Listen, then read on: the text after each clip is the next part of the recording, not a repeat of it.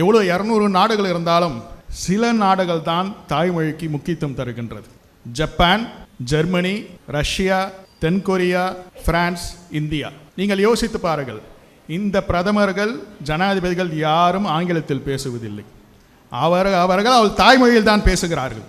எங்கெல்லாம் தாய்மொழியில் பேசுகிறார்களோ அந்த நாடு முன்னேறுகின்றது. நமது பாரதிதாசன் சொல்லும்போது, உலகில் எவ்வளவு மக்கள் வரலாம், எவ்வளவு மொழிகள் வரலாம், ஆனால் என் உயிர் தமிழுக்கே என்றார். நம் தமிழ் நிலைமை எங்கே இருக்கின்றது?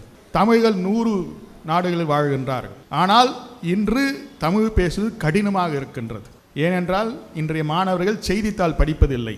செய்தித்தாள் வாசிக்க வேண்டும், கட்டுரைகள் வாசிக்க வேண்டும், நாடகங்கள். இப்போதெல்லாம் தமிழ் நாடகங்களே இல்லை. மகாத்மா காந்தி அவர்கள் அவருடைய சுயசரிதையை குஜராத்தியில் தான் எழுதினார். அவர் இந்தியில் எழுதவில்லை, ஆங்கிலத்தில் எழுதவில்லை. ரவீந்திரநாத் தியாகூர் அவர்கள் கீதாஞ்சலி புத்தகத்தை பெங்காலில் தான் எழுதினார். அவர் ஆங்கிலத்தில் எழுதவில்லை, இந்தியில் எழுதவில்லை. இதயத்தில் வருவதெல்லாம் தாய்மொழியில் தான் வருகின்றது. ஆப்பிரிக்கா நாட்டில் மலைவாழ்க்கை மக்களிடம் அங்கு ஒரு இறப்பு நடந்துவிட்டால் அந்த வீட்டில் மற்ற மொழி பேசக்கூடாது ஒரு சட்டம் இருக்கின்றது. ஏனென்றால் அவருடைய கடைசி அஞ்சலி தாய்மொழி இருக்க வேண்டும். பிரெஞ்சு நாட்டில் மற்ற சொற்கள் கலந்து பேசினால் அபராதம் இருக்கின்றது. கீழடி ஆராய்ச்சியில் அந்த தகடு கண்டுபிடித்த போது 5000 ஆண்டுகள் என்று சொல்கிறார்கள். அப்போ தமிழுடைய வரலாறு என்ன? நம்ம எல்லாம் 2000 ஆண்டு என்று நடத்தி கொண்டு வருகிறோம், 3000 ஆண்டு என்று சொல்லுகின்றோம். கணியன் பூங்குன்றன் சொல்வது போல யாதும் ஒரே யாவரும் கேளீர்.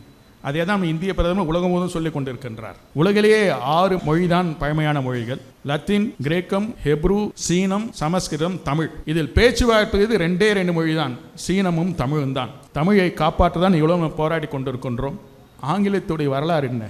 800 ஆண்டுகள் 700 ஆண்டுகள் தான், 1000 தாண்டவில்லை. நம்மளுக்கு ஒரு பொதுமொழி தேவை, அதனால் நம்ம ஆங்கிலத்தை பயன்படுத்துகின்றோம். நாம் தமிழ் என்ற கர்வம் கொள்ள வேண்டும், பெருமை கொள்ள வேண்டும், அது முக்கியம். தமிழில் பேசுவது நம்ம அடையாளமாக கொள்ள வேண்டும்.